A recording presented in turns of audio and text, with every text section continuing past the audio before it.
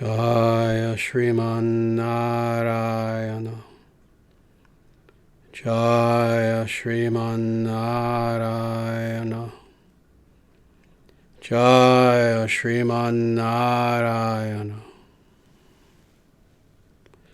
Om Hari Om.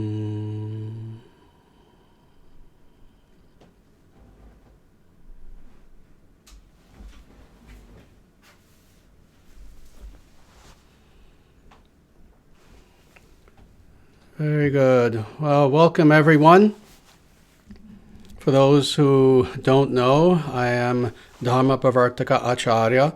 I am the founder and the president and the spiritual teacher of the International Sanatana Dharma Society.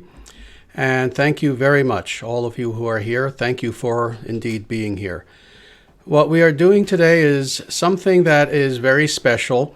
This is a live stream question and answer session very specifically for our well-wishers, for the well-wishers of the International Sanatana Dharma Society. This is not a question and answer session that is open to the public. Indeed, unless you got the invitation link specifically, it's not possible for anyone to even see this other than those who we invited. So again, thank you all for being here very much. In addition to this being a live stream, once it's recorded, we will also try to make this available as a recording, again, to our well-wishers exclusively. And we're going to try to do this approximately once a month or so. That is, very exclusively having individuals who are supporters of the ISDS have an opportunity to ask me questions and answers. Those individuals who are considered to be well-wishers are people who, for example, are donors either on a monthly basis or who have even just given a one-time donation. They are individuals who are initiated devotees. They are individuals who perhaps they're not initiated, but they have just expressed extreme commitment, just a lot of commitment to the ISDS, etc. These are people who, again, are considered to be well-wishers. And before I proceed, let me just say, first of all, thank you. Thank you not just for being here, but indeed, thank you for your support of the International Sanatana Dharma Society. You know, as I've tried to express to people so many times in so many different ways, we have an organization. It's an official organization, but more than that, it is a movement that is global in scope. That's why it's called the International Sanatana Dharma Society. And it is a nonprofit, what is called 501c3, that's the legal term. This is unlike any other movement in the world. It's not a business, it's not an organization, it's not a sect.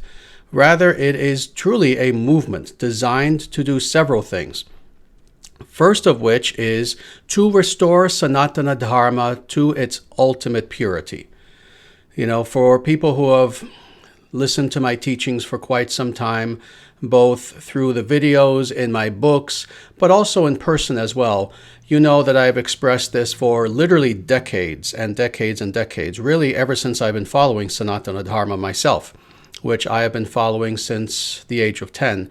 I've expressed to people the fact that Sanatana Dharma, as it is commonly understood by the common person, indeed not just the common person, even a lot of scholars, amazingly, as it is understood, unfortunately, it pales in reflection to what it truly was at one time in the past. That is, it is often what today is called Hinduism. And Hinduism, as it exists today, unfortunately, is again a pale reflection of the actual Vedic-based Sanatana Dharma. Thus, this is why we say that we are indeed not Hindu in the sectarian sense of that term. Rather, we are followers of the eternal natural way, Sanatana Dharma, which is the way of the Vedic scriptures. So one of our goals as a movement is indeed to revive pure Sanatana Dharma, again, not the way it's been necessarily practiced for the last 100 years or so, but the way it was practiced 5,000 years ago, the way it was practiced 50,000 years ago, and further back even than that. And more importantly, it's not merely a matter of temporal distinction or differentiation.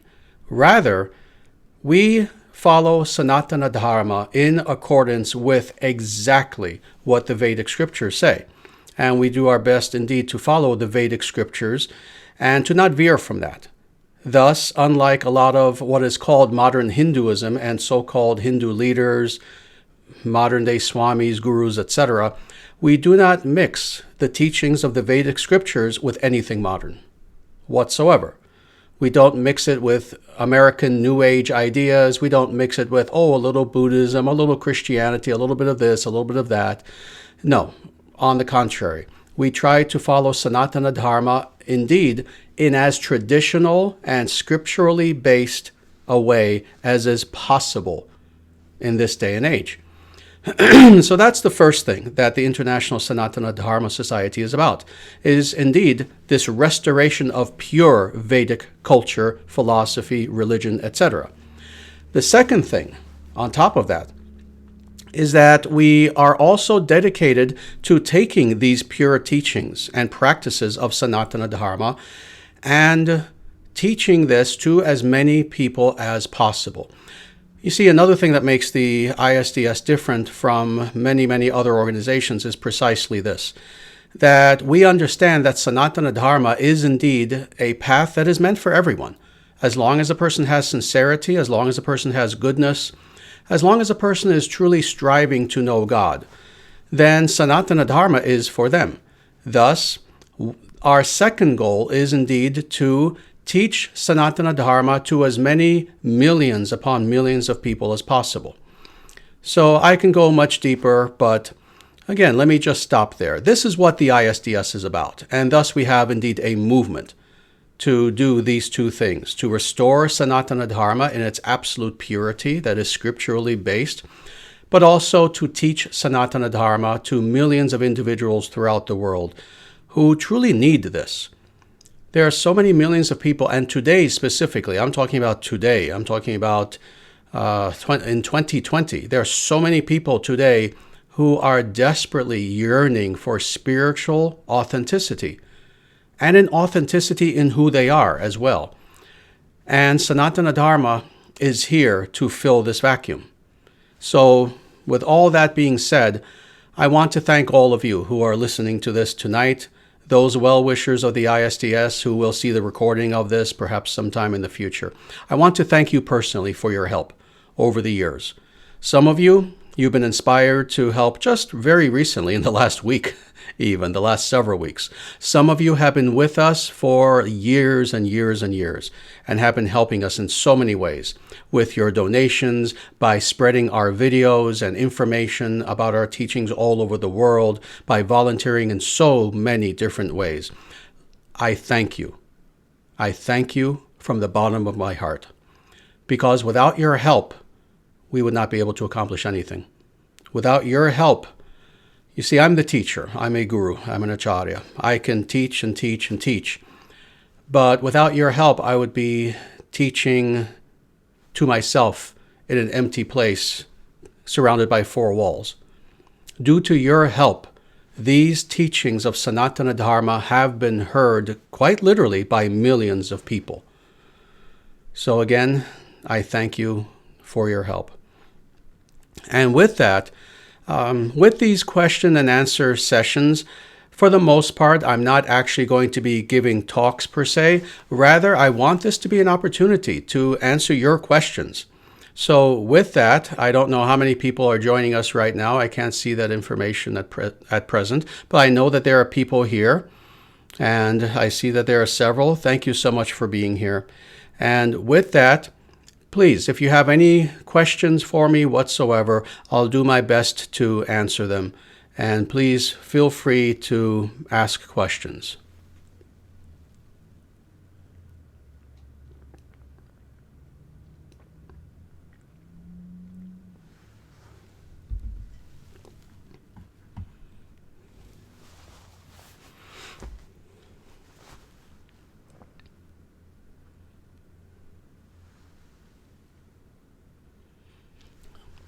Very good. Oh, and let me just say, I'm sorry, for those who do not know, there is a chat here. So as I say, ask questions.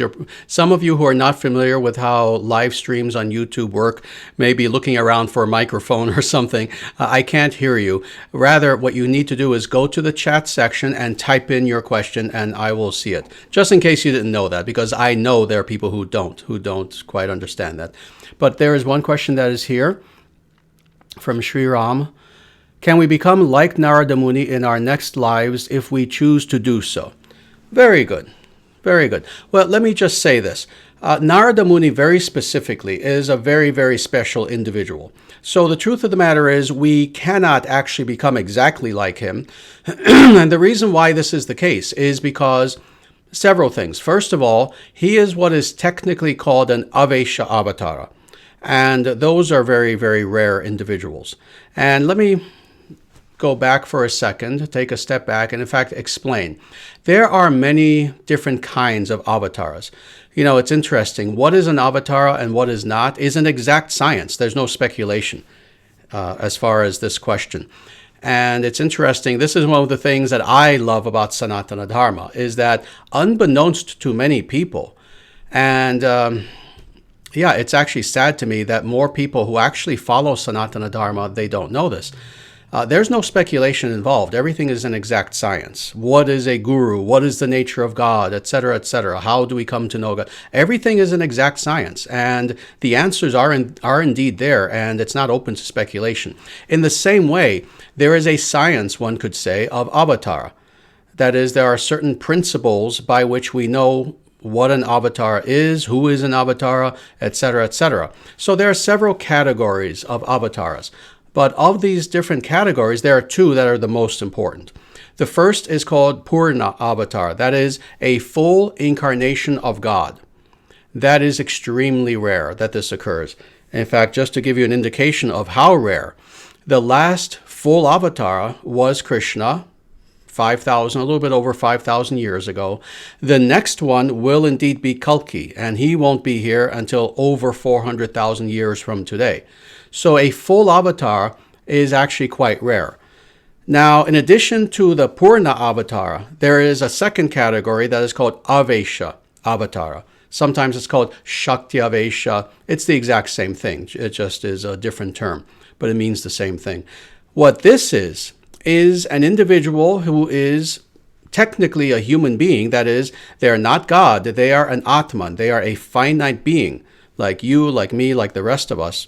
However, this individual not only becomes a yogi, not only becomes self-realized, not only becomes God-realized, not only comes to the point of technically even being a rishi, that is, an individual who is such an advanced sage that they can reveal scriptures, but more than this.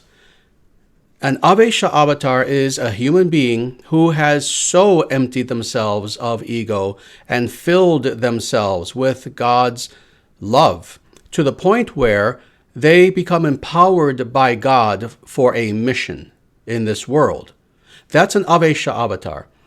And such individuals throughout history are, again, human beings, but they are so directly empowered by the presence and the power of God that, for all intents and purposes, when you look upon that person, you are looking upon God. Now again, not literally. They're still human, but God is with them and directing them in a mission to do something wondrous to support Dharma in this world. So with that background, Narada Muni is one of these individuals. So to answer your question very directly, can one become like Narada Muni in our next life if we choose to do so? Not quite, because the truth of the matter is it's not merely a matter of choice. Rather, it's a matter of mission. And more, it's a matter of mission that is then benedicted, one could say, directly by God. Thus, to become literally like Narada Muni, it's not really possible, but we can indeed become a truly advanced sage, somewhat akin to Narada Muni. That certainly is a possibility. So with that, let me go on because there are a few more good questions here. Here's another question What is your opinion of 19th and 20th century teachers such as Sri Aurobindo, Vivekananda, Ramana Maharshi, Yogananda, etc.? I have found many of their works very inspiring. Very nice. Well, I have actually written about these people, interestingly. In fact, I believe most, if not all of these people in my main book, Sanatana Dharma, The Eternal Natural Way. And I mention them when I talk about the history of how Vedic culture, yoga, etc. was, let's say, brought to the West during this time period that you mentioned, 19th and 20th century. And let me just say, yes, many of these people were indeed quite important from a historical perspective. Vivekananda, for example, we know was the first, let's say, Vedic Swami to come to, I can't say the West, because truthfully, some have in the ancient world. Quite a few did in the ancient world. But let's say to America. He was certainly the first Vedic Swami to come to America and to introduce the American public to such concepts as Vedanta, yoga, meditation, etc., etc. And then the rest of these individuals also certainly played a part historically. Now, philosophically, of course, that's another question. And I don't want to go very deeply into this because there are many individuals who are mentioned and more that can be mentioned. Philosophically, of course, they all taught different things. So philosophically, some, let's say, were more accurate in their teachings than others. It varies. And again, I don't want to go in depth just because it would take a very long time. But let me just say all of these people who you mentioned certainly were important contributors to introducing the world to Sanatana Dharma during that time period. So we certainly should respect what they did, etc. Very good. Let me answer the next question. And this question says, from Jeremy, Acharyaji, through Swami Prabhupada, I have learned about Lord Chaitanya Mahaprabhu. Would you please briefly explain to me his story and significance? Thank you very much. Yes, I would absolutely love to do that, actually.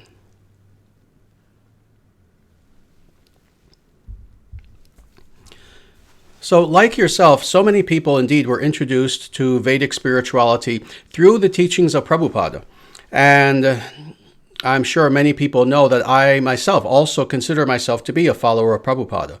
In fact, my initiating guru was Bhakti Rakshaka Sridhar Swami. That was his name, and he was a godbrother of Prabhupada. And I went to India in 1985, took initiation from him. Then in 1986, I went back to India, took second initiation, was called Brahmana initiation. Thus, I'm a Vedic priest because he initiated me as such. But my guru was indeed a godbrother of Prabhupada. In other words, they both had the same guru themselves. So I very much consider myself to be a follower of Prabhupada. At the same time, however, previous to that, I also took initiation in another very orthodox, extremely orthodox, in fact, nowhere is a more orthodox sampradaya recognized than the Sri Sampradaya. I also took initiation from that sampradaya in, I believe, around 1977 or so, when I was about 14, more or less. And the teachings that I follow and that I myself teach, while certainly in 99%, let's say, agreement with Prabhupada, is more inspired by the Sri Vaishnava Sampradaya. And truthfully, again, there's almost no difference. Prabhupada recognized the Sri Vaishnava Sampradaya as absolutely orthodox and authentic, as did his guru, etc., etc. So I'm going to be explaining to you specifically who is Chaitanya Mahaprabhu from this, let's say, more orthodox perspective of the Sri Vaishnava Sampradaya, sometimes also known as the followers of Ramanuja, the great philosopher Ramanuja. So as far as Chaitanya, indeed, for individuals who are not aware of who this is, Chaitanya Mahaprabhu lived in roughly the 15th and 16th century, late 15th, early 16th century. He was born in Bengal. He was an individual who, and I'm stating all this in the smallest of nutshells, so please forgive me. If you really want to know much more about his biography, you can read several books, actually. Chaitanya Charitamrita is a biography of Mahaprabhu. Also, Chaitanya Bhagavata is another book that was written that goes deeply into his story. But Chaitanya, to make a long story short, was indeed a very, very great sage. He was a great Vaishnava, a Krishna Bhakta, a Vishnu Bhakta. Again, he was born in West Bengal, in Navadvip, and I've been there actually several times. I've been to his birthplace and toured there and went on pilgrimage there several times. He was an individual who was initially, especially, a philosopher. Indeed, he taught Nyaya, he taught logic. He had his own school of logic, actually. But then, again, soon after, he especially began to practice bhakti. And he, indeed, not only became a liberated being, but from the perspective, again, from the Sri Vaishnava Sampradaya, which is what I teach, Chaitanya Mahaprabhu is indeed another one of these Avesha avatars. Now, I understand fully that ISKCON has a somewhat, and ISKCON, for those who don't know, it was, let's say, the main organization that Prabhupada started when he came to the West. They teach something a little bit different. They teach that indeed Chaitanya was a full avatar of Vishnu, of Narayana.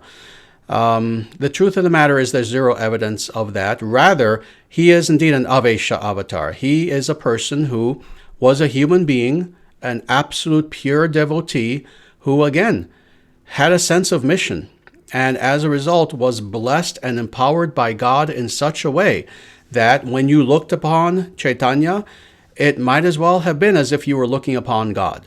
But at the same time, again, he was not a Purna avatar. He was not a full avatar of God.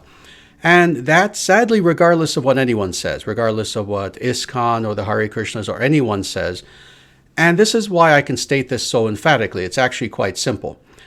The idea that Chaitanya was indeed a full avatar of God is not supported anywhere in the scriptures. It's that simple. And again, as I was saying at the beginning of this entire question and answer session, I was explaining what makes the ISDS different from other movements and so-called Vedic organizations. And it's this: we base everything on the scripture, period. We believe that what the Vedic scriptures say is indeed not only accurate and infallible, but is eternally the case. And if there is a spiritual/philosophical claim that is made regarding God, but it's not supported by the scriptures, then we can't support that, because we are guided by these scriptures. So there is nothing, unfortunately, in the Vedic scriptures that point to Chaitanya Mahaprabhu being literally a full avatar. However, again, if you understand the, let's say, traits of an Avesha avatar, Chaitanya Mahaprabhu was indeed that. So this is the perspective that we take when it comes to Mahaprabhu. We consider ourselves to be followers of Chaitanya in the same way that we're followers of Ramanuja or of Madhva or, again, any of the great Vaishnava Acharyas of the past. But we see him in this way, that he was indeed a guru, an acharya, a liberated being, a Shuddha Bhakta, a pure devotee, and he was an Avesha avatar. He was a human being who was empowered by God with a mission. And for that matter, let me just say, there are, again, several of these people throughout history, these Avesha avatars, and I can't list all of them because there are too many. But just to list a few of them, again, there is Narada, there is Chaitanya. The Buddha is considered to be an Avesha avatar. And again, people sometimes get confused about this because sometimes he's listed in the Vedic scriptures as an avatar and sometimes not. The reason why is indeed because he is an Avesha avatar. A few other individuals include Jesus Christ is considered an Avesha avatar. Indeed, Prabhupada himself wrote that and said that many times, that Jesus is considered to be an Avesha avatar. Indeed, Prabhupada himself is an Avesha avatar. And that's something that both myself and really any follower of Prabhupada, anyone who either knew him or understands his characteristics, we understand that he also was empowered directly by God.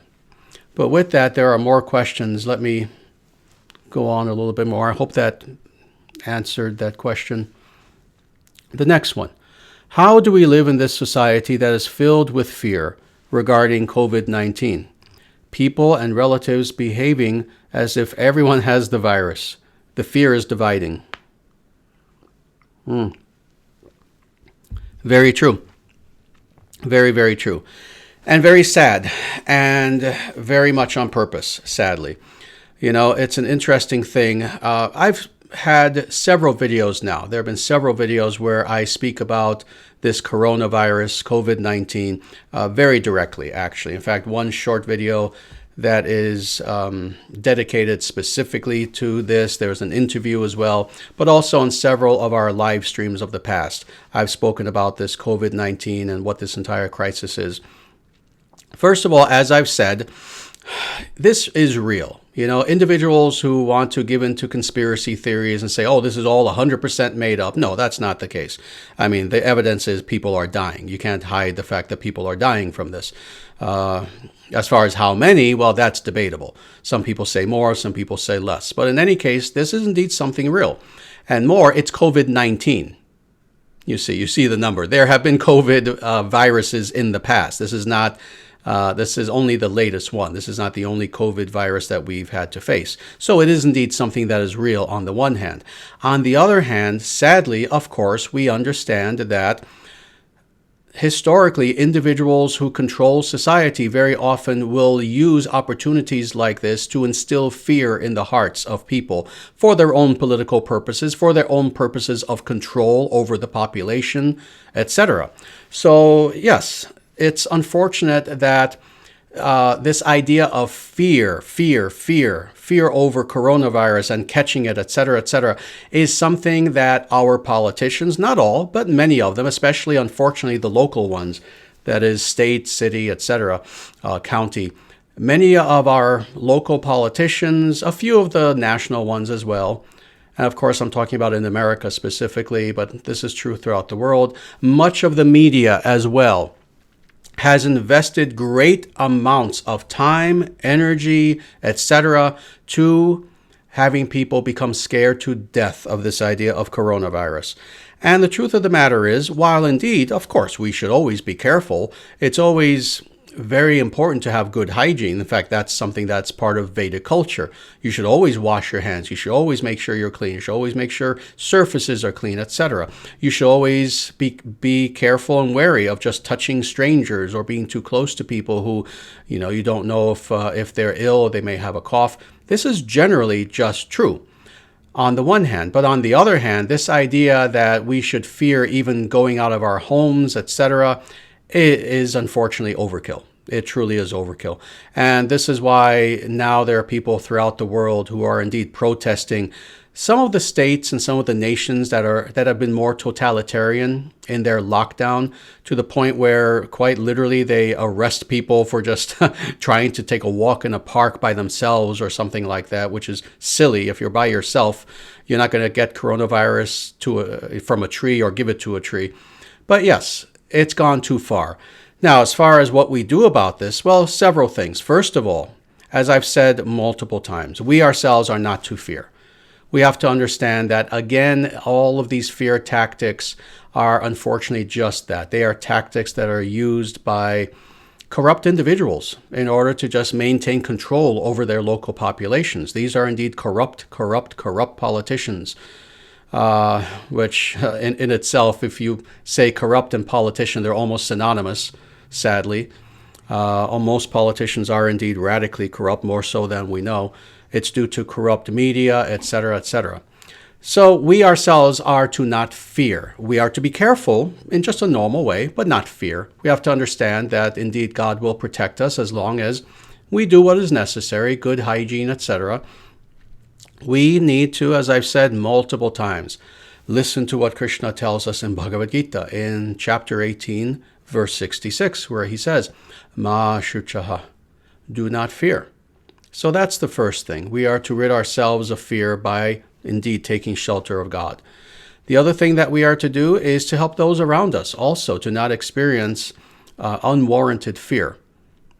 That is our family, relatives, friends, whoever will listen. Now, as far as society in general around us, of course, we can't control the actions of others. If we see people around us who are overreacting there's nothing we can do. We can control ourselves, but we cannot control other individuals who have free will. So this is what I would recommend. At the very least, you do your best to not have fear. Do your best to teach those around you who are close to you, friends, family, etc., to not have fear. And also to understand that ultimately this is going to go away. And for those who have listened to my videos over the last 2 months or so, you will attest to the fact that I indeed have said this again and again and again. Again, corrupt individuals, corrupt media, and politicians, even some corrupt individuals in the medical establishment have made insane claims. Oh, we're going to have coronavirus for the next several years, and it's a new normal, and etc. Nonsense. Nonsense. I've told people this from the beginning.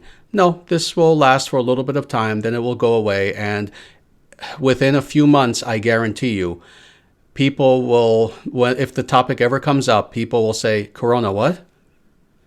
People will forget all about this. This indeed will be defeated. So know that. Understand that. And that thus there is nothing to fear. God is protecting us. So with that, let me go on to any more questions. Very good. Here's another one. Are Goloka Vrindavana and Vaikuntha referring to the same spiritual planet, or is one higher than the other? Good. These are technical terms. And again, unfortunately, some people will debate this without the understanding that actually it's not a matter of one or the other. It's a matter of categorizing things in the proper order in accordance with the Vedic scriptures. Thus, when we hear the term Vaikuntha, what Vaikuntha is talking about is, very generally speaking, the kingdom of God. That is the spiritual realm in which we have the ability to have one-on-one relationship in devotion with God, reciprocal loving relationship. So anywhere within the spiritual realm in which that is the case, that is called Vaikuntha. So any place within the spiritual realm where, again, we are having one-on-one spiritual interaction with devotion toward God, that is Vaikuntha generally. Now, in addition to Vaikuntha generally, there are, let's say, specific areas in that Vaikuntha that vary in accordance with the specific sort of bhakti relationship that you have with God. Thus, for example, we know that when it comes to worshiping God in the Vedic system, there are different aspects of God, different recognized aspects. So thus, some people might be devotees specifically of Krishna. Some might be devotees specifically of Rama. And on and on. You can think about all the various, Purana avatars who were there. Some might be, let's say, devotees specifically of Narayana, who is the source of all the avatars. And then it gets to be very complicated because there are an infinite number of manifestations of God. So in accordance with several things. First, which aspect of God you have devotion toward, number one. But also, number two, what is the nature of your actual relationship with God? That is, some people worship God with more of a sense of awe and reverence. Some people worship God more with, let's say the mood of God being a friend. And on and on. There are many different moods in which one can have this reciprocal loving relationship with God. That being the case, this is why there are indeed, as the scriptures themselves explain, many lokas, many spiritual planets, one could say. These are realms within the spiritual realm itself. So these are localized realms. To give a very imperfect example, it's kind of like, well, you have America, the United States of America. See, that's equivalent to Vaikuntha. But then you have many different states. You have 50 states in America. Well, you don't have 50 planets. You have an unlimited number of realms in which you can be there and you can relate to God in accordance with, again, your specific relationship with God. So Goloka Vrindavana is indeed one of those specified realms where if you have devotion to Krishna specifically, then that is where you can be within the spiritual world. And interestingly, again, as I was saying, it's not merely a matter of, which avatar do you have devotion to? But more than that, also the mood. Interestingly, a lot of people don't know that even in Goloka Vrindavana, that is, in the realm of Krishna, in the spiritual world, there are even sections there where you relate to Krishna in accordance with your specific mood and relationship with him. So this is, let's say, the geographic structure of the spiritual realm and how it operates. So again, Vaikuntha is speaking about the entire, let's say, spiritual realm in which personality is fully manifest, and thus it is possible to express bhakti one-on-one in loving relationship with God. That's Vaikuntha. But then within that realm, there are many, many sectors in accordance with how you wish to worship God and relate with God. Okay, I hope that answered that question. And very good. There are more questions here. So the next question, are Goloka Vrindavana and Vaikuntha referring... Oh, I'm sorry. That's the one I just read. This is a similar one, actually. Is Vaikuntha outside the material universe? And is God personal or impersonal? Sriman Narayana lives where? Please elaborate. Very good. Wonderful. So, several things. First of all, as far as Vaikuntha, in fact, let me just say this, not merely Vaikuntha. Of course, when we talk about Vaikuntha, of necessity, because this is God's kingdom, we're talking about a realm that is of the nature of pure consciousness. That is, a realm that absolutely in every way transcends materiality. But now, with that understanding, I need to go a little bit deeper. The truth of the matter is, anything that is of the nature of consciousness necessarily transcends materiality.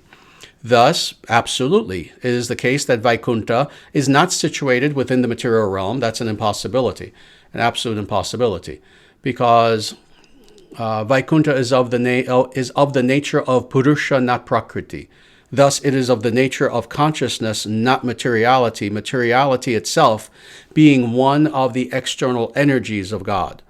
Thus, Vaikuntha absolutely transcends all materiality and the material realm. But then, going a little deeper, for that matter, anything spiritual does. So thus, God himself transcends the material realm, materiality.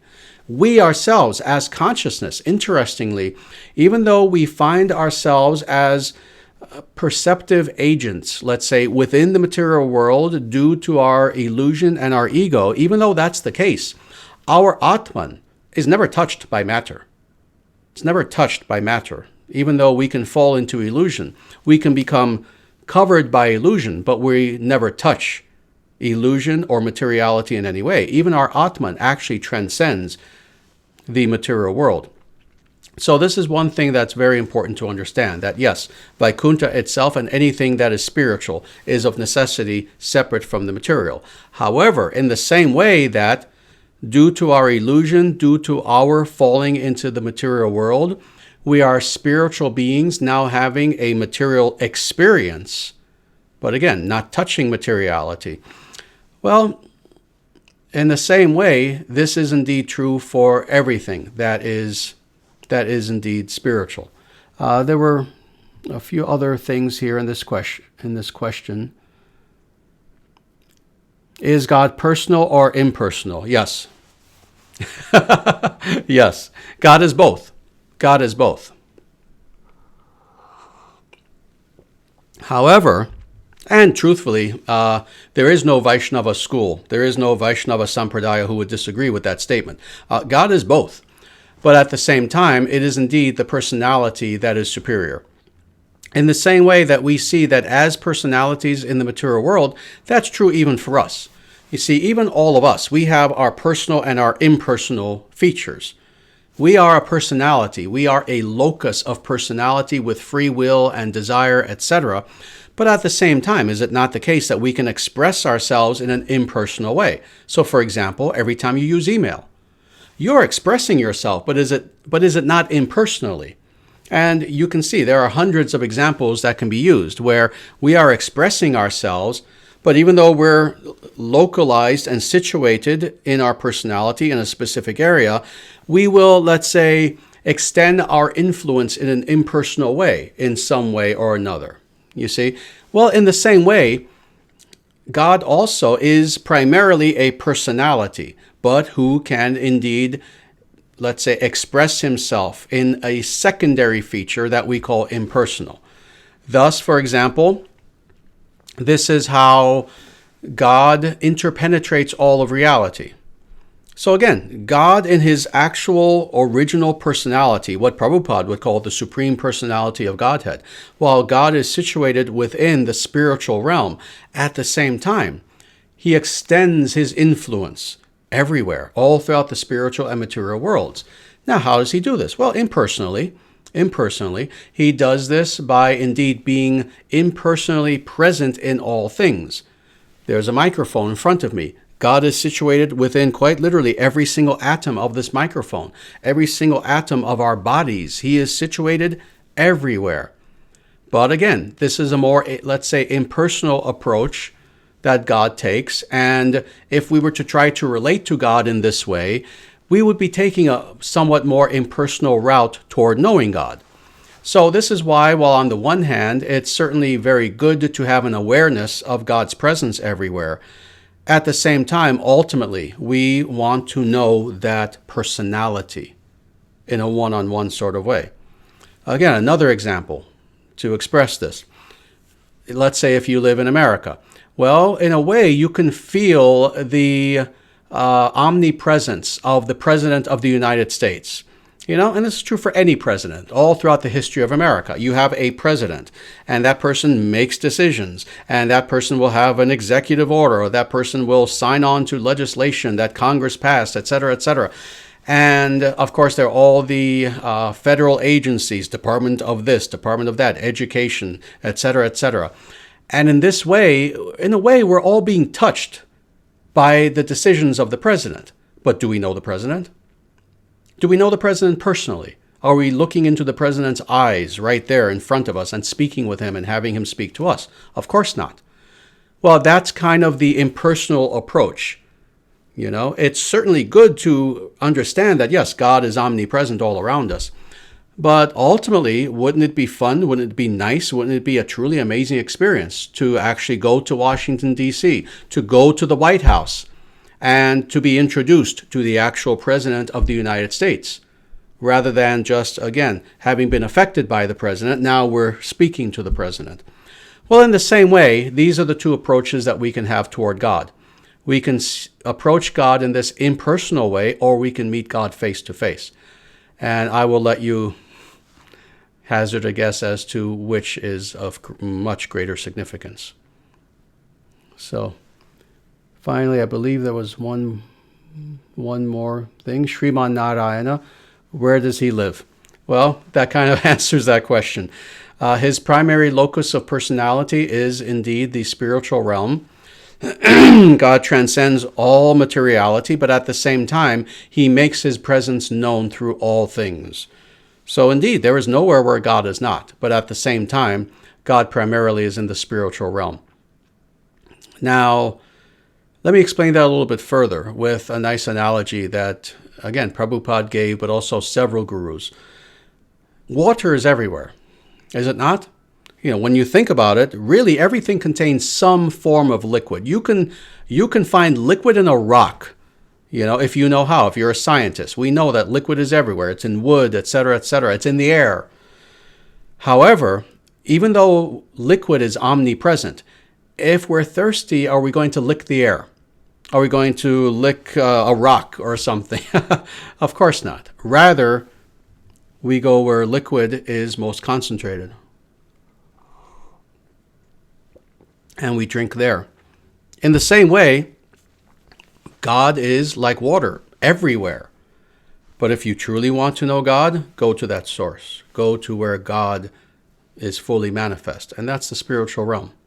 So that's where Narayana is. Very good. I'll go on to another question. We have a little bit more time, and these are wonderful questions. Thank you very much for asking these questions. Acharyaji, what is the clear definition of the term pastimes as it relates to our study of higher beings? Thank you so much. Very good. Well, the term pastimes, of course, in Sanskrit is termed lila, and that literally means play. It means pastimes, etc. And let me go a little bit deeply into this, while at the same time not becoming too esoteric. What is meant very specifically by pastimes are those activities very specifically of God, and also those beings who are related very closely to God, where they engage in activities in such a way that they are doing it to please themselves. But ultimately, as a byproduct of that, it ultimately helps all sentient beings as well. Thus, dealing with God very specifically. We'll start with that, and with the time we have, maybe we'll just stick to that for now. God indeed has lila. He has pastimes. Thus, in how we relate to God, it's an interesting thing. I've said this before. In especially, let's say, the more Abrahamic religions, that is, let's say, Judaism, Christianity, and Islam, it's very interesting how they tend to relate to God as creator, God as doer, God as the great administrator in the sky, let's say. And for those of us who were raised in a more Abrahamic sort of milieu, cultural milieu, we know that is the case, that we tend to see God as, the great administrator in the sky. He's the manager who manages everything, etc., etc. And interestingly, this is a vastly inferior way of understanding the nature of God when compared to the Vedic understanding. And that is this. Certainly, God has that function as well. That is, God is indeed functional. God does indeed do things. God maintains reality, etc., etc. God is the source of all reality. There are all of these, let's say, functional aspects of God. However, while these functional aspects are important and we must respect God due to those functional aspects, there is a deeper aspect of God that we are also meant to know. And that is, again, God as person. God as loving person. God as a person who, like us, in fact, not like us, it's the other way around. The reason why we have these qualities is because God has them. God also wants to enjoy. God also wants to have relationship. He desires to. God also desires to have loving relationship, have fun, even have joy, have pastimes, etc. with all living beings. Thus, interestingly, even when God is doing something seemingly, let's say, mechanical and functional, the truth of the matter is there's also always that primary aspect that's not always seen in why God does things. And that is, God also does things for his own joy. For his own joy. And when I say this, of course, I'm not talking about a self-centered, materialistic, hedonistic sort of joy, the likes of which people in illusion, finite beings in illusion in the material world, will want to experience so-called joy. No, with God, God is joy, you see. God is joy. That being the case, God expresses himself indeed through joy. Thus, for example, even when God comes upon the material world, just to use this as an example, as an avatar, he comes for very important, very serious reasons. He in the Bhagavad Gita, it explains, Yada yada hi dharmasya glanir bhavati bharata. It explains in the 4th chapter of Bhagavad Gita why God comes upon the earth. He comes here to uphold dharma. He comes here to annihilate evildoers, dushkritam, evildoers, etc., etc. He comes here for some very important reasons, to protect his devotees, etc. However, another reason why he comes is it is an expression of God's joy and play to come to the material world to help those who are here. It gives him, in other words, joy to do so. So, this is what Leela means, very specifically in relationship to God. That on the surface level, yes, God may be doing something important, very, very important. And that has to be acknowledged, and it is important. However, for God internally as a personality, it also gives him joy. It's play for him. So that's what this is expressing as far as pastimes or lila. Very good. Let's see, there's another question here. This may seem a strange question, but how do all the individual jivas come into being? Are they all sparks or emanations of the divine? This seems to be a great mystery. Very good. Excellent question. And I've answered this question several times in previous videos. I'm glad that you asked it very much. But at the same time, yeah, this is a question that takes a little bit of time to answer. So as a result, this may or may not be the last question that I'll answer here, because we want to try to end exactly on the hour and not have this be very long. Let me answer this in this way. It actually is not a mystery at all. Again, it's very interesting how when it comes to Vedic spirituality very specifically, there are so many things, and it's very unfortunate. For an individual who I've been following this path from the age of 10, and I've studied it pretty much as deeply as any human being on the planet has studied it, both on my own time, personally, academically, but also experientially. Let me tell you, there are no mysteries. There is nothing that is not answerable and that doesn't have a specific answer. People can debate things, but the reason why debate even occurs is because one or both parties has a lack of knowledge in some regard. But this is indeed the explanation for this. So, first of all, indeed, God is the source and origin of all living beings, of all Atmans. All Atmans are metaphorically, one could say, sparks of the divine. That is, God, for example, is like that great sun, whereas the individual beings are the little atoms that you find in the rays of that sun. Another example that's been given in the scriptures is how God is like a roaring fire, and sometimes you'll have literally little sparks that come from that fire, and that also is again a metaphor for who we are. And this is our origin. First of all, while God is indeed our originating source, within the context of eternality, that is, within the context of a purely spiritual realm, you cannot point to a specific time, since there is no time in the spiritual realm, where we literally came into being. In other words, we are indeed eternal. And I'm talking about ourselves as Atman, as eternal sparks of consciousness. You know, Krishna explains in the Bhagavad Gita that never was there a time when we came into being, and never will there be a time when we shall cease to be. So we have always existed. So it's not that, at a certain point we did not have existence and God literally created us. No, we always existed as individual beings.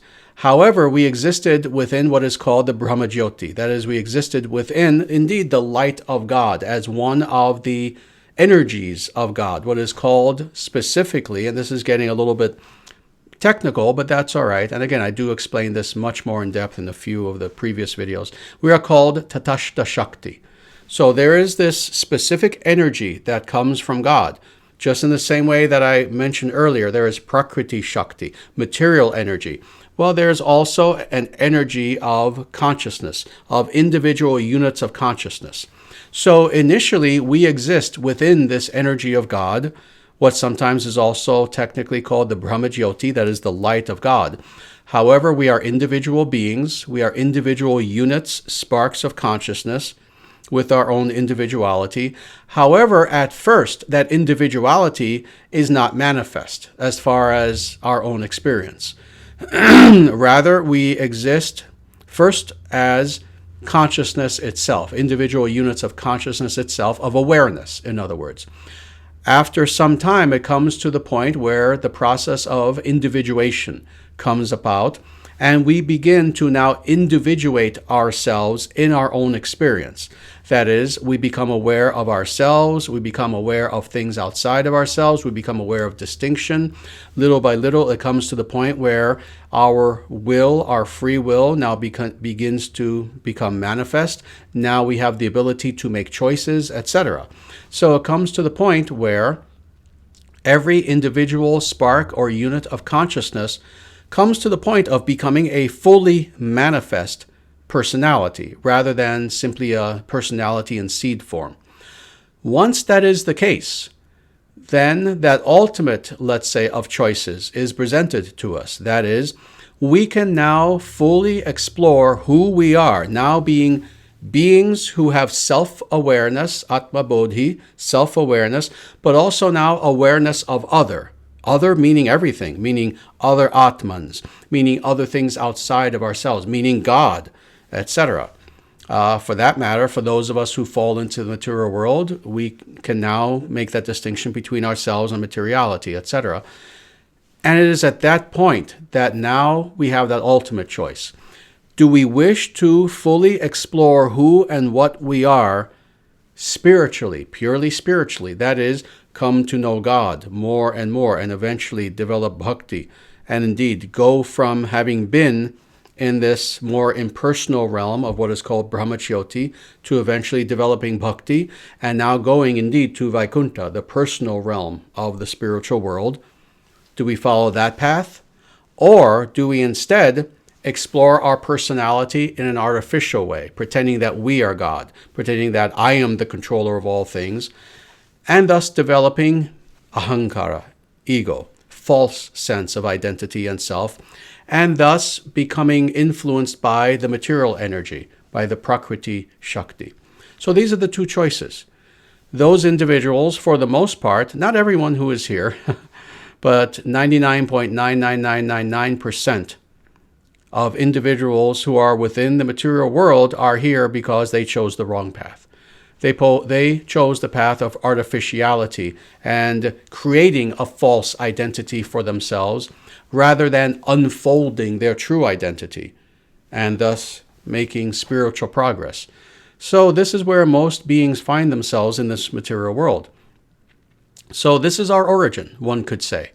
Again, it's not that there was a time, if you go back far enough, it's not that there was a time that we did not exist and we were literally created. No, we have always existed.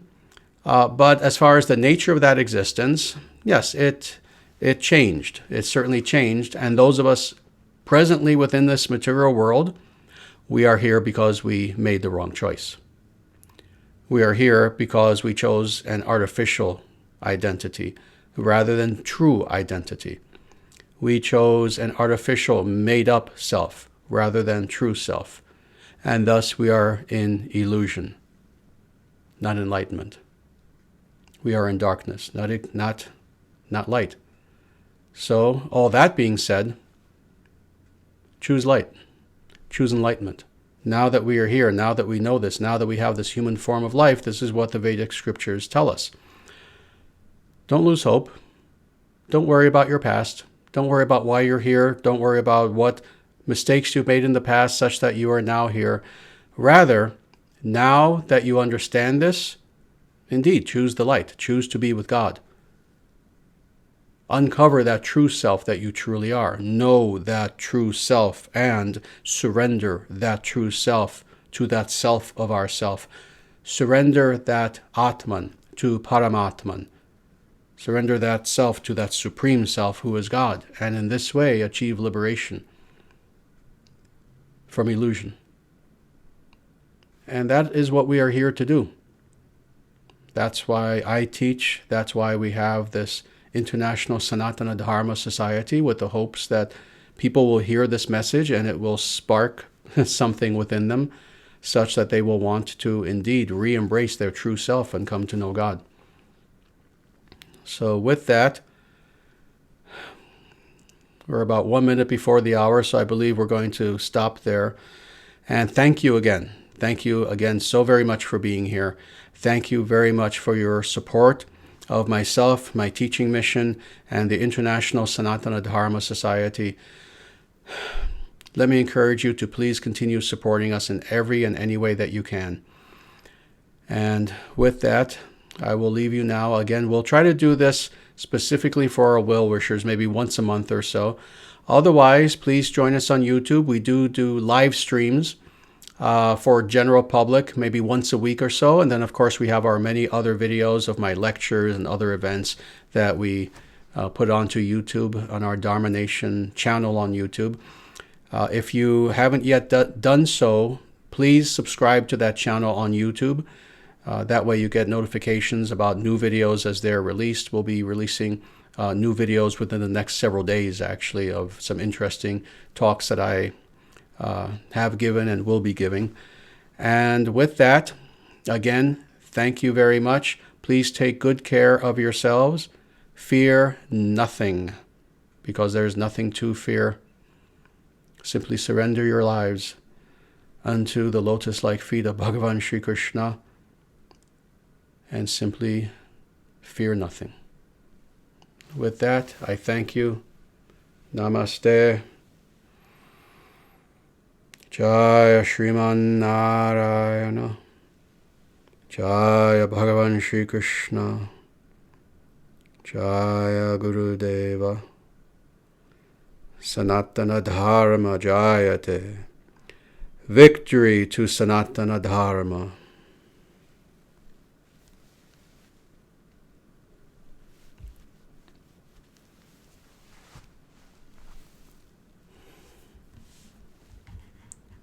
And with that, please take care of yourselves.